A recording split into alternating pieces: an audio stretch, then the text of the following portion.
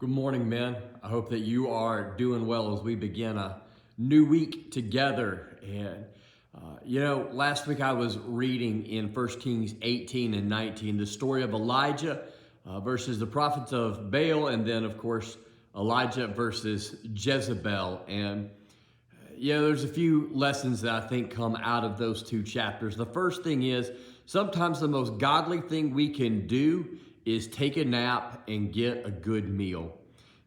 After this huge victory on Mount Carmel, Elijah takes off because Jezebel threatens his life, and he runs to the point of exhaustion, and he sleeps, and God wakes him up and then feeds him.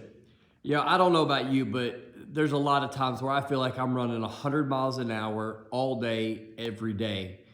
And we forget the blessing of rest. It is from God. And so sometimes, especially when you're starting to feel frazzled or frustrated or maybe even discouraged about something, sometimes the best thing you can do is just go take a nap. And when you wake up, get something good to eat and just remember who God is. The second lesson that comes out of that story is that many times our greatest challenges come after our greatest victories. That's the time that we are most prone to trust in ourselves and to think, hey, I did this, and so I can do, whatever it is I want to do. And we forget to pray, and we forget to seek the presence of God. And then the third and final lesson is this, that God is faithful to his promises. He said that he was always going to have a remnant there.